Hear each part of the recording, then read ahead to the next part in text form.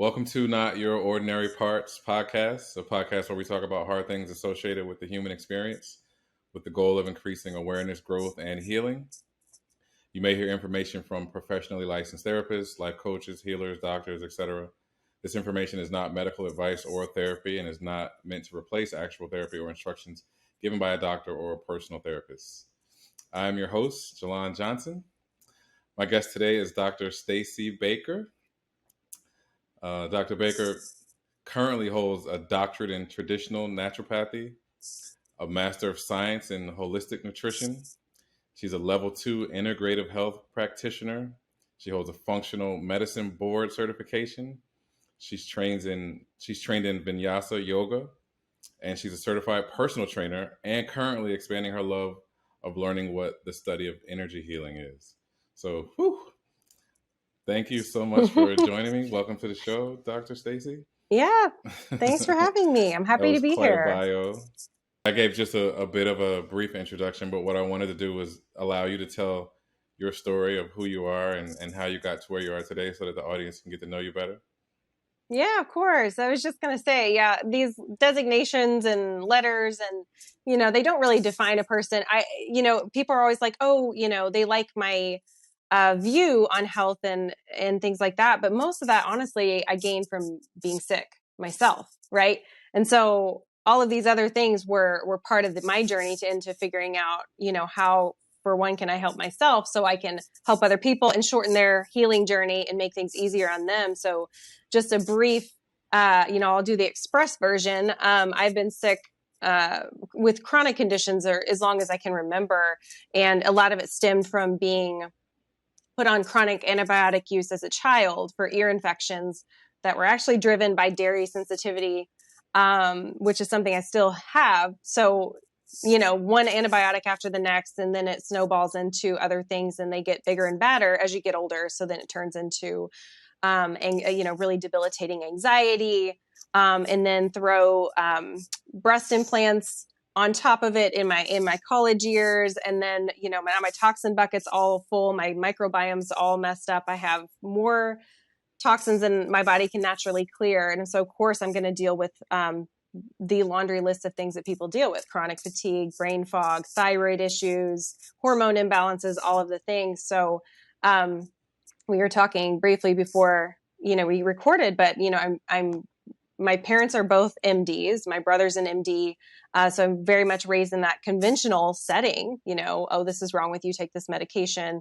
But I was finding even conventional doctors were kind of like, oh, you just have anxiety, or, but it was a symptom that was every year I was gaining new symptoms. And I just finally was like, this is not right. This is not how the body's supposed to work. And so I just started diving into everything I could, learning everything I could to try to get myself to a better place. Wow. It seems a lot of people who find answers, they find answers because they were sick themselves, and then they want to continue to share that information with others. So thank you for that. I appreciate it. Absolutely. Yeah, of course. Yeah. Okay, so what I wanted to do was kind of get into the interview and let you share your wealth of knowledge with everyone. So wanted to ask a couple of questions. First is, Sure. What is a naturopathic doctor? So naturopathy, so for me, I'm a traditional naturopath. So naturopathy can go different ways. There's naturopathic doctors, there's naturopathic physicians, which are more allopathic in nature. I am old school trained. I learned the benefits of fasting and sunshine and feeding your body, the correct way. And so it's just really focusing and clearing things from the body so the body can heal naturally. So using nature, sunshine, all of those things. So that's how I'm trained. Now, the functional medicine is something that not all naturopaths do, but it was, for me, it was a way society is trained into this allopathic thinking. Like, okay, I need to have a test to confirm what's wrong with me because I don't believe in my body. I don't believe in my body's biofeedback because I've been gaslit, saying that this is not right or nothing's wrong with me and I feel like I'm dying. So for me, in looking at through functional testing, functional medicine, looking at deficiencies, gut imbalances, and being able to validate somebody's symptoms for them is extremely powerful. And it does help shorten the amount of the healing journey because you really can pinpoint the toxicities, the imbalances, the gut dysbiosis, pathogens, things like that. So they know where to start.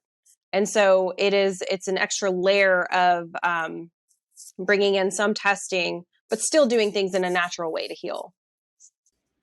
Gotcha. Okay. And you touched on functional medicine just a bit. My next question was going to be, what is Mm-hmm. functional medicine? Yeah. So pretty much just functional medicine, if I could briefly describe it, is just removing what shouldn't be in the body and replacing what should, so the body can heal and do what it's supposed to do. Nice. Okay. Now, another thing that you said you were learning and you're passionate about is energy healing. Can you tell us what that is? Yeah. So, it's something that I have been, there's a couple different aspects of healing that I'm always like wanting to dig a little deeper in. Energy healing is one because we trap energy in our body in the form of stress hormones and things like that, and so they manifest as stuck in our actual organ system. So, if, Chinese medicine, if you are, let's just say you are dealing with anger and resentment and things like that, your emotions get stuck and that would be your liver. So there are certain organs where we hold and have these trapped emotions. And so I do see it often come up. And it's interesting because when people are detoxing, I can tell which system we're in, which one we really tapped into based on the emotions that are coming up. So it is really, it's one of those things that we get stuck, in lots of different ways in our lymph and our liver, things like that. It's just one of those things that people have to learn. And in our society is really just stagnant across the board, right? We are very sedentary in our lifestyle. So lots of things, our emotions, our thoughts, our toxins, everything just gets stuck in our body. So learning how to start to move those things out. So that energy work is definitely something I do. I do always try to learn more about, and also the subconscious. For me, it is something that's always, I started out as a psych major. So for me, it's been something that I've always, and we're just at the tip of the iceberg, learning what the mind and the power of the subconscious really has. But that was a huge part of my doctorate program, was learning the power of the mind and when it comes to healing. And so that has to be on the forefront, or something that you're always looking at especially if you have a patient who is stuck in that train of thought. Yeah, for sure. I remember reading Think and Grow Rich in my early 20s and learning about the subconscious and how powerful it is and how that's where literally all of our programming is. And then doing a bit Yes. of hypnotherapy, it kind of just Mm-hmm. blended those two things together. And there's a lot of healing and actually dealing with the subconscious and the stuckness, because that's where our operating system is. So if we can get there and change our operating system, we can have some healing. Absolutely. I So how love long that. have That's you one of been my doing? favorite books. Go ahead. I'm sorry. It's one of the, geez. Mhm. Oh no, I was just saying it's one of my favorite, was one of those game changers for me, uh, reading that book and books that are similar in nature, because it really does. And when you say hypnosis, it's important to note that all of our devices, all of our things are using that power of hypnosis against us, right? Is they're draining our energy, they're keeping us from being the highest and best versions of ourselves. So making sure that we have a safe distance from some of these things that are really just there to distract us. And it's even just the frequencies of the lights on our screens and our devices, they're all kind of working to program us in some way. So it is important to know your power, to be able to tap into it. 100%. I appreciate you going a little bit deeper into that as well. I was going to ask, how long have you been doing um, your naturopathy and just wellness? Yeah. Well, as far as wellness goes, I would say it goes 15 years or so back. As far as my doctorate, about 5, but I started as a personal trainer and then started to delve into the nutrition part of it. And I kind of thought that's where it would end. I really thought that just working with nutrition could heal people enough. But the way our environment exists now, with the toxin load, with all the imbalances and deficiencies and things like that, if someone can't even absorb the nutrients from their food or someone can't even eat food because they have mast cell activation or histamine issues or things like that, you can't just throw healthy foods at them, right? Like it's just not enough. You have to go deeper and do some of the harder things of gut healing and parasite work and things like that. So I wanted it to stop with nutrition. So that, like I said, it's something I've been delving with for 15 years or so. And then it just has transpired and I've just grown, and I still continue to layer and do continuing education. Like I'm doing a subconscious program now.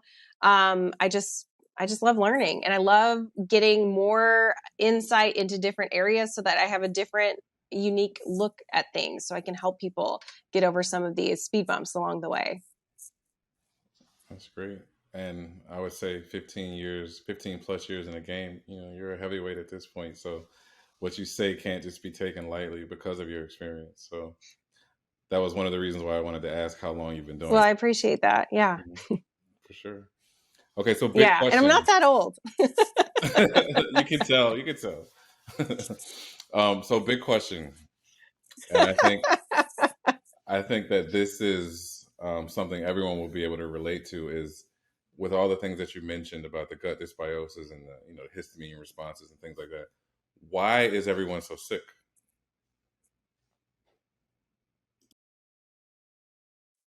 Um, so this is a, loaded question. But I will say the express version of it is just, similar to what I posted today. We live in an environment that we cannot naturally detoxify from. We have almost 200,000 man-made chemicals that we're exposed to every day. And these are all affecting our body's enzymatic processes, and they're burdening our liver. And when your liver starts to get burdened, your gallbladder starts to get burdened, your lymph gets stuck, all of these things happen, then your body can't move things out and detoxify like it should. And so it depends on what your weak link is. Well, then you throw in fake food on top of it, and erratic blood sugar and all the other things that are normalized, overstimulation, overactive nervous systems, all of these things all just are creating this perfect storm of incoherence in the body. And so when that happens, then we start to see the constellation of symptoms. And really that's just kind of based on which symptom or which system is going to be affected first, right? Because some people it's their thyroid, that was one of mine, or my nervous system, because my anxiety, was highly affected.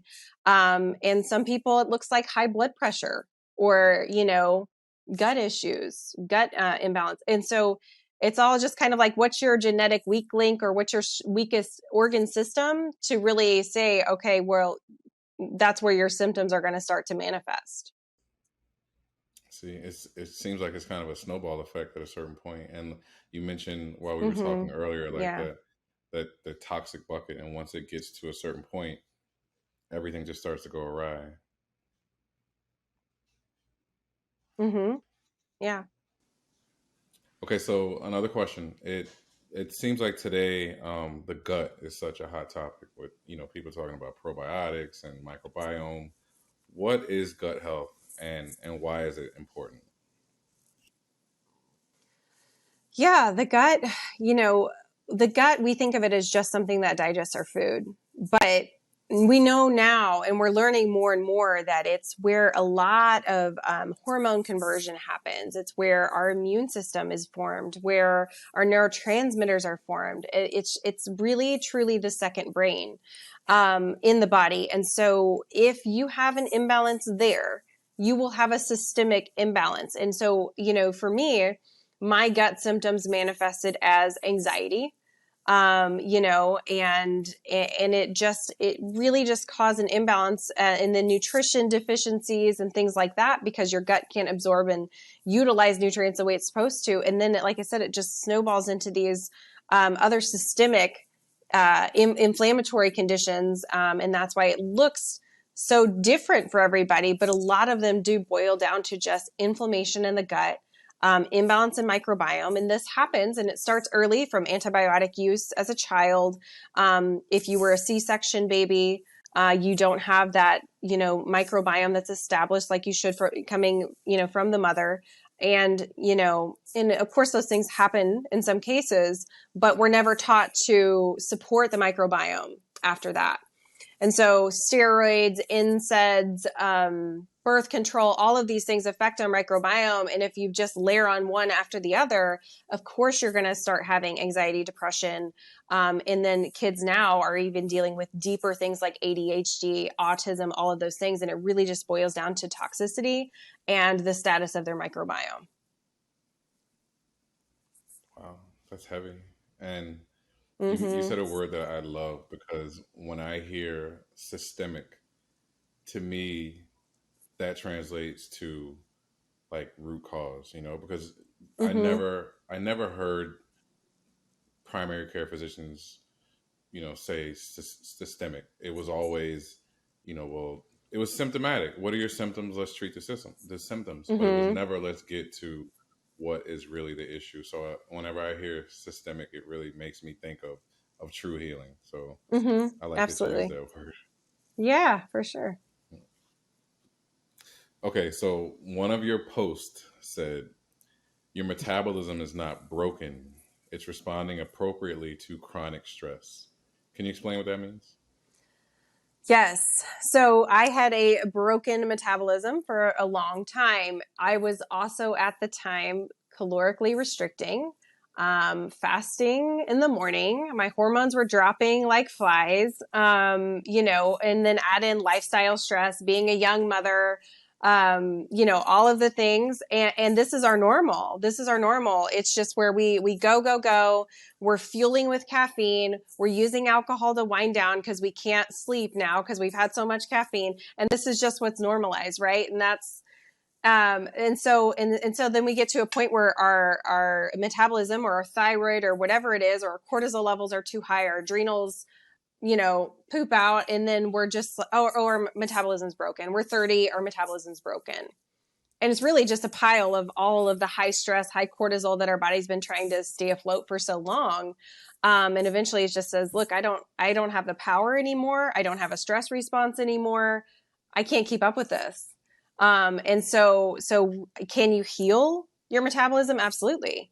But a big part of that is eating often enough, not skipping meals. We live in a society that, oh, intermittent fasting is good for you, so I'm just going to eat for 3 hours out of the day, every day. And on a broken system, it doesn't work. You know, you don't heal by you know, most people are so deficient in amino acids and protein and things like that. And so the last thing you need to be doing is cutting your caloric needs down even more. It's just going to generate more stress. And honestly, it's not even going to lead to weight loss at that point. Your body's just going to keep gaining weight. Thank you for that explanation. And it makes a lot of sense. And when you really look at it from a, you know, an overall picture, which I don't think a lot of us do, you can start to see how one thing will lead to another. Or if this is happening, then of course this isn't going to happen. So thank you for that explanation. Yeah, for sure. Okay, another question. Do sugar alternatives contribute to blood sugar dysregulation? Okay, so this is one that people lose their minds over. I'm sure that's probably why you chose it. It is. But yeah, I know, right? It's just like you read the comments, you're like, oh, snap.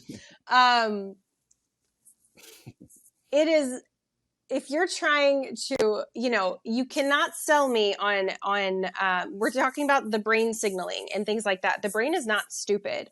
And if you tell the brain you're giving it sugar and you don't give it sugar, it's going to freak out, right? Because it thinks it's getting that hit of energy and then you're not giving it to it. So it's going to raise cortisol levels or raise insulin levels like you gave it sugar. And they're not really doing the studies to prove this, but I can see it. I can see it in my biofeedback. I can see it in my patients. For one, their sugar cravings persist like crazy when they rely heavily on sugar alternatives. I know there are some studies with stevia possibly raising insulin levels, and there definitely are some of the fake, sugar alternatives that are affecting insulin. The information is starting to come out. I'm not going to be one of those people that's like, 50 years lag time saying like, hey, this wasn't a good idea. If it seems too good to be true, it probably is. And so how do you know? Well, you got to listen to your body. Are you relying on those hits of stevia throughout the day to make you feel like you're getting energy? Are you able to stabilize your blood sugar?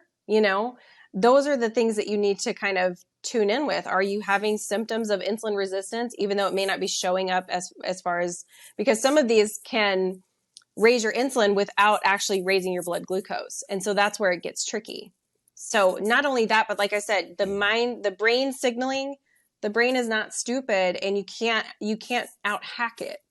If it thinks it's getting sugar, it's going to act like it's getting sugar.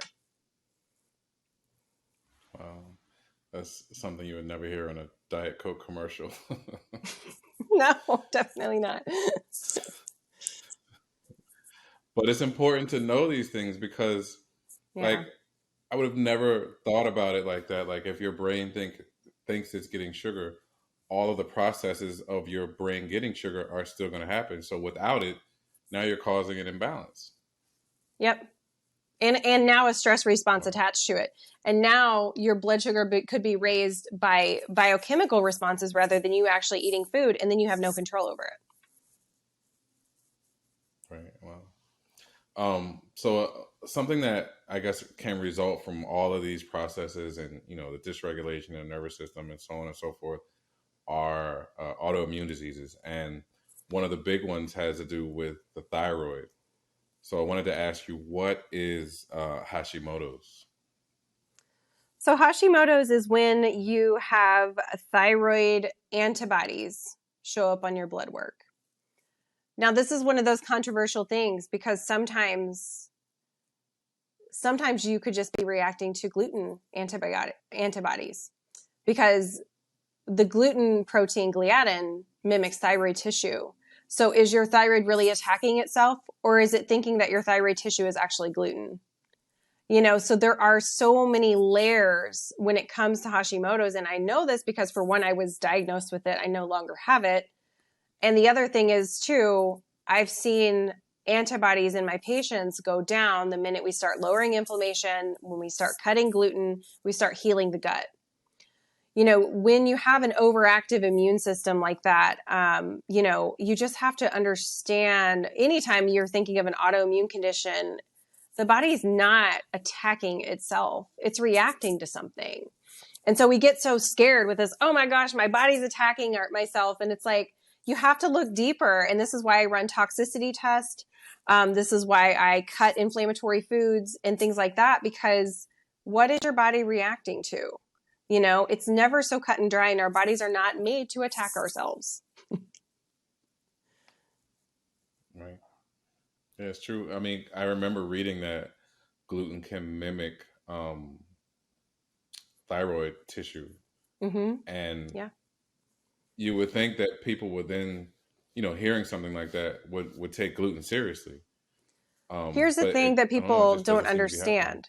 Yes. So you can have an antibody response to gluten for 6 months. That means that your immune system could be activated from eating gluten one time for 6 months. So if people have a thyroid issue or celiacs or something like that, and they're doing 80-20 with gluten, it doesn't work. You're still having that antibody response. And so, you really have to go all in, especially if you're dealing with an autoimmune condition like that, you have to go all in. Right.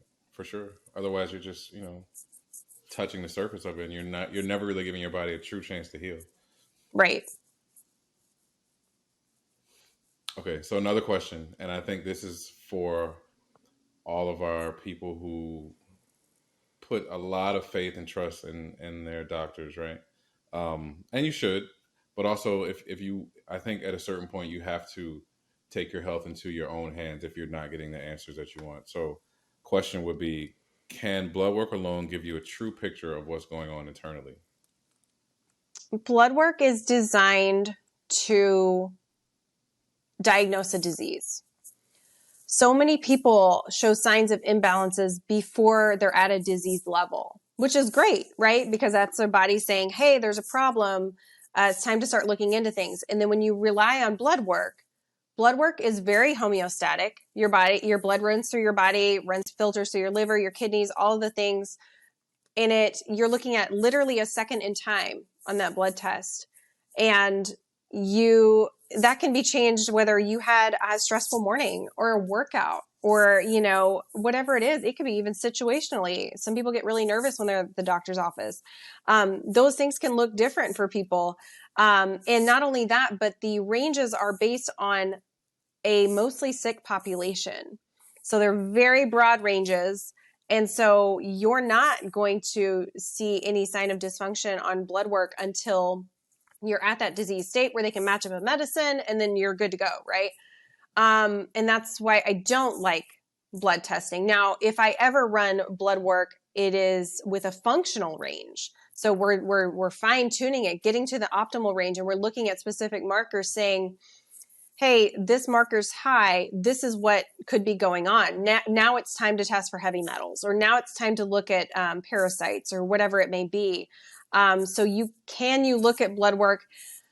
You can. I don't even like to, though. I don't even like telling people I run blood work because I don't like it. It doesn't give me enough information. It's always going to send me somewhere else. It's going to send me to look at your gut, look at your toxin load. So I just start there, and those will give you longer trends of time. So anywhere from a day to a week to 3 months on a hair test. So rather than 1 second in time, you're getting a longer trend. And so then you can base a more educated decision looking at imbalances and deficiencies and things like that. Man, it is so validating to hear you give that explanation, because I know that with seeing traditional doctors and getting blood work done, they would say, "Oh, well, you're within range," and I would say, "Okay, but Mm-hmm. I don't feel like that means anything because I still feel sick, or I still have these Mm-hmm. symptoms. So just because I'm within this number, that doesn't mean anything to me, or that's not enough. Like, how can we go deeper? So that question was kind of personal, because I hated hearing you're okay, or your blood work is within range. So thank you for giving that explanation on that. Yeah. And the thing that makes me frustrated with that is what starts the process of that mind body being disconnected. When you're told your symptoms aren't real, or you're told that, sorry, it's not showing up on the labs, it can't be real. Maybe you should go see a therapist.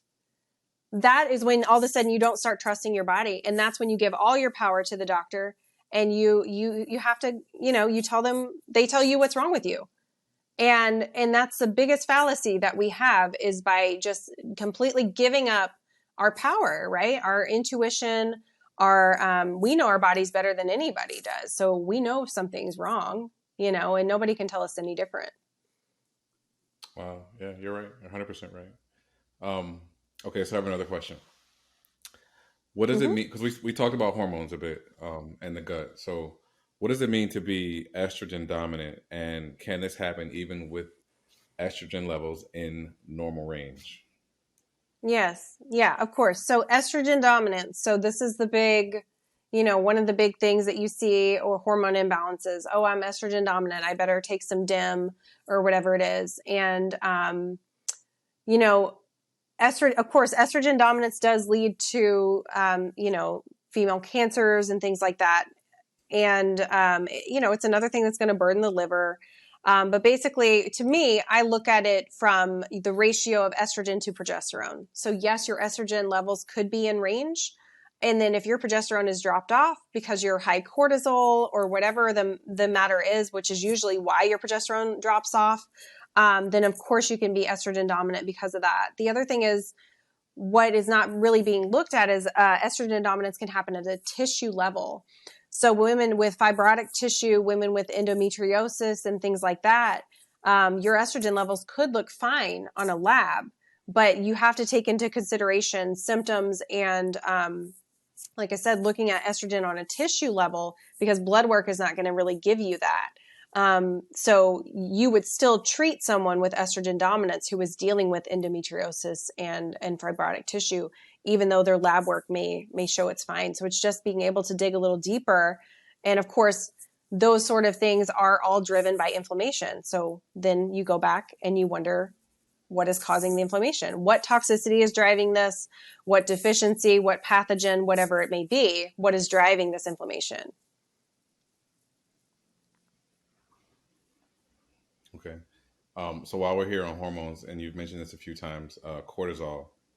What is cortisol, and how does that affect our body's overall health? So we need healthy levels of cortisol. We need it to feel awake and alert. It's inflammatory. It's what gets us up and going. And, we need to have good, it helps us with things like insulin and all the things. But if it's too high, it's going to start affecting our thyroid, our sex hormones, our inflammation status. We become catabolic, things like that. And if it's too low, we can't get up in the morning. We have no oomph, no stress response, no nothing. And so a lot of people, like we were just talking about our society, we go, go, go. We are driven by caffeine. We don't know when to stop. We are, exposed to blue light all day. We never get sunshine. Our circadian rhythm can't normalize. We don't get good sleep. All the above, those all affect our cortisol levels. And so if we become too high, like I said, you already know what's going to happen downstream. And then eventually a lot of people stay high for a long time, and then eventually they just bottom out. And those are the people who are like, I had a surgery, or I had a virus or a trauma or something like that, and I just can't come back from it. Well, it's because their body just tanked, and really their cortisol levels just finally tanked and said, look, we don't have the adrenal nutrients to even power the stress response anymore. We can't do it. And so it's finding that perfect balance of cortisol throughout the day and working with your cortisol rhythm. And this is one reason why I tread very lightly on fasting, especially early in the day, because when our cortisol levels are already high, you don't want to trigger another stress response on top of that. And so fasting is a stress response. Can it be a good one? Yeah, for some people it can be. But somebody who's already dealing with thyroid issues and hormone issues and liver issues and things like that, you need to work on that first, and then maybe fast later in the day when your cortisol levels are naturally dropping off, to support and kind of flow with that circadian rhythm, rather than forcing your body to do something it's not really prepared or set up to do. Wow. Okay, so I want to transition that into symptoms of maybe hormone imbalances and what that will cause, like depression or brain fog, or just feelings of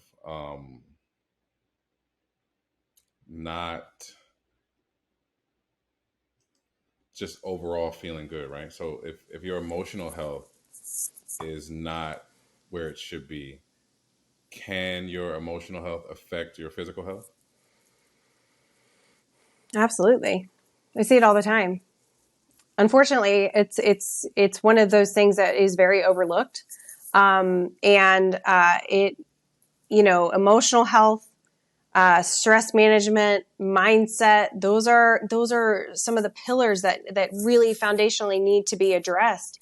And some people do need to, sometimes we do reach a point where I'm like, look, you need to work with emotion code or EFT or EDMR or something like that. If there's a trauma that's stuck or something like that, or even just a physical manipulation, whether it's myofascial release therapy or you're physically trapped emotions, whatever it is, Reiki, energy healing, whatever it may be. Sometimes people, that is just one of those stuck things that they just can't get over. And so we can definitely hold on to trauma and that emotional component. And what I find a lot too is a lot of people are not ready to release the identity that they have as a sick person, and they think they want to change, and they, and they really, they want to be better. They want to be better, but they also are really scared because they don't know what it looks like to be on the other side. Just like you see people on Biggest Loser, they lose all this weight or whatever, and they gain it right back, right? Because they never envisioned themselves as this healthy, thin person, right? Their identity was drawn into what they had created before. And so it does, you have to lose your mind and make a new one sometimes in that healing process, And so, and that, I think it's the fun part of creating, right? It's the building of the future, but it's unknown, and people have a really hard time with the unknown. And so,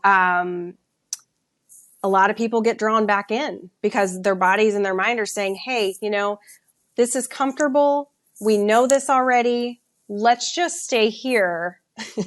Our whole circle likes you better here. Your friends, your family. Let's not grow. It makes everybody uncomfortable. And so a lot of people get stuck there. Wow, that is something really really big to think about, because you never really think of healing as being something that involves a level of comfort or being in a comfort zone, because most of us say, I want to lose weight, I want to get better, but the identity of being sick is not really something that's ever really talked about, because if you've been sick for so long, Right. you kind of become that person. So it's almost a version of you that has to die with the illness in order for you to Yep. move on. And so Yep. that emotional component is pretty big. It's huge. Wow. And I was stuck for a long time with that. It's just part of it. It's part of it. But it needs to be addressed. So it's something Yeah. that needs to be normalized talking about. So Mm-hmm. Yeah, for sure. okay. So you talked about different organs that hold emotions, and you can kind of tell when someone, what organ system is healing by the emotions that they're releasing. And I believe that the liver is one that holds on to a lot of emotions too. So how important is our liver in our overall body functions? Yeah. So when somebody is struggling on their journey and I can just see the anger and resentment, or they're just pissed off at their spouse and everything's just like, I'm like, it's okay. You're tapping into your liver. Let's just support this a little bit more. I get it. You can tell when somebody gets there. The liver is one of those things we take for granted. We burden it, like we were talking about in the beginning. It's burdened with toxins. It's burdened with hormones that can't move out. Everything that shouldn't be in the body that needs to be cleared out is going to go through the liver. But not just that, we have about 600 enzymatic processes that happen in the liver.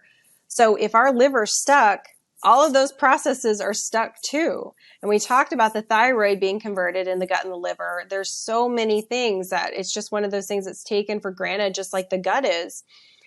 And we're never taught to support it. And so, it doesn't mean do like a liver juice cleanse. You have to actively do things to support and clear your liver. So whatever that looks like, some people get stuck and they start to have gallbladder issues, and then so they take their gallbladder out and they think everything's done, but the liver problem is still there, right? So why did their bile get so sluggish and so toxic that it was creating the gallbladder to fail? Well, it's because of the flow. Like the bile, it's full of toxins. It's burdening the gallbladder. It's burdening the liver. So obviously removing it is not going to help fix the underlying thing. So liver support across the board, even I would say kids even now need to start thinking about it, because we just live in such a toxic world.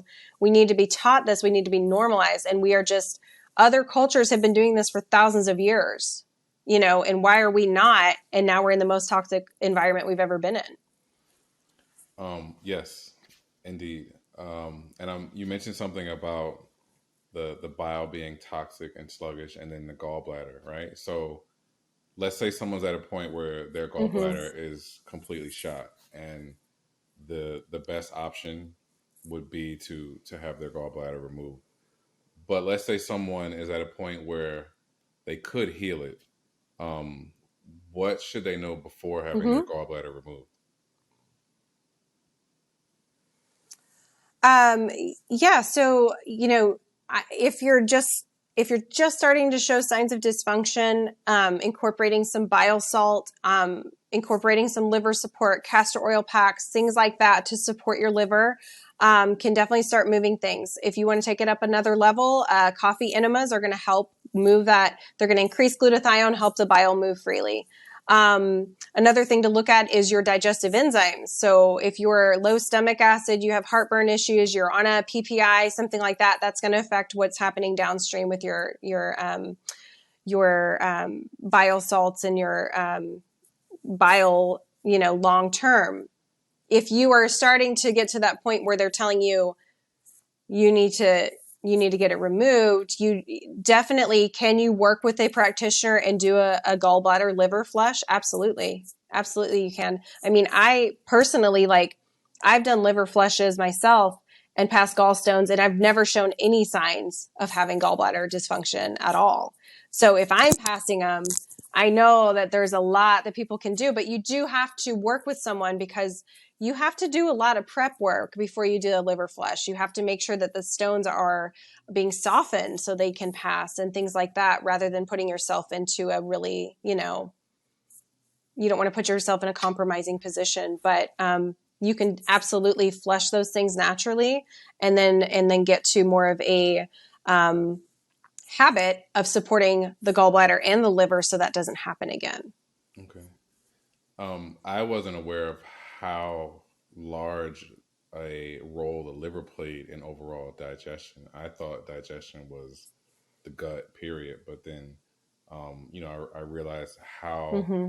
how huge bile is, and how many functions the liver has. And then Mm-hmm. I started to wonder, okay, well, if these organs can go south from just eating normal, then what is normal eating? And then that led me to, okay, is the standard American diet actually healthy? So that's my next question. Mm. Yeah, no, it's not. It's actually, so from what I've seen, they've actually, even just this past week or two, completely revamped I haven't even seen it. It's just one of those things. I can't even give my attention to it anymore, but the food pyramid, saying now that Lucky Charms are a better option than red meat. And so this is why I don't give it any attention. But no, we are being failed big time. When it comes, even the food pyramid from when we were younger, grains being the biggest, you should be your biggest source of, of food, and then oils and fats and things like that at the very top. It's so backwards, and it bothers me so much, because I do have young kids in school, and I see what they're being given by, and anymore, I just tell them, look, my kids are allergic to everything. I'll bring their food in just because it's terrible. And the thing that kills me is that we give kids the worst of the worst, right? They have all the fried, inflammatory, red dye added, all the food additives. Look at these bright, colorful, cartoon, endorsed foods. And it's setting us up for failure. And we really have to, stop listening to what the government is telling us how to eat. Obviously, there's an agenda that's being sold when it comes to that. And it's obviously making us sicker. You can see that with chronic illness. The numbers are skyrocketing, and we've had more medical interventions and technology than we've ever had. So obviously something is amiss, and diet is one of those chronic exposures, and they know that. They know that that's what's keeping people in this state. That led so beautifully into my next question, which is conventional medicine failing us? Okay. So, I, being raised in a family of doctors, I have the utmost respect for MDs. I truly believe that they do not go to school thinking, how can I make and keep people sick? That is not why they do it. That it was not ever their agenda. And so I do think that they do, or at least my parents' generation and my brother, they went to school to try to help people and help people get better. unfortunately, nothing has changed. Nothing has changed since you got to think our healthcare system is based on wartime injuries. So it is based on acute, really emergency situations, and nothing has changed. There's nothing that is going to set you up for success when it comes to preventative health, long-term care, or even reversing chronic illness, which we know can be done. It's done all the time. So in that regard, and then you have to look at too, who is funding the medical schools, where are they getting their textbooks, all of these things. Because you go to the ER now, they're Googling your symptoms and matching it up with a prescription. I mean, literally, that's what they did to me when I went to the ER, 7-8 years ago. And so it's really gotten out of control, but it's a system that they don't care to fix because they make a lot more money the sicker people stay. Mm. Thank you. I think you summed that up pretty well. And I mean, it's not controversy if it's factual. So that answer, I believe, hit the nail right on the head. So, okay. So last question. If you could use your platform to say any one thing to someone who is looking for help and looking for answers, what would you say? I like to end on a positive note because sometimes I do get a little passionate about things. Just because we've all been through the system, right? We're just trying to make it easier and better for everybody else. But if I could give some light to someone and just say, look, I've been there before, like anybody can heal. And you just have to learn how, listen to this language that your body's telling you through symptoms and really tune into it. Don't let someone tell you what your body's telling you. You listen and you tune in and you start to support the things that your body's asking support for in the moment. Your body is not designed to fail. It's designed to heal itself. Sometimes we have to help support that process, but I truly believe that anyone can heal. And so I always like to end on that. Great, great, thank you, and that's very positive. So, well, I want to say thank Mm-hmm. you so much for doing this with me, for your knowledge, for doing the things that Of you course. had to go through to get to where you are, to now be able to have a platform where you can tell people, listen, you can heal. I've been there. I've done it. Anything is possible. Listen to your body. I mean, your your Instagram content is mind blowing. Like anybody could go and just look at your page and learn something different and have answers for things that they have probably been searching for forever. So thank you for what you do and the way Thank you you. do it. And if someone is looking to try and to find you online or on social media, how can they find you? Yeah, I put most of my energy into Instagram right now. I can't do the TikTok thing. I just can't. So it's at dr.stacy.nd. I'm not going to be lip syncing anytime soon. I'm sorry, it's not my thing. But I will be real with you, and I'll do what I can. So that's where you can find me. Okay, great. So again, thank you so much for this.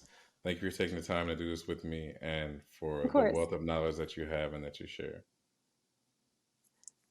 Thanks for having me.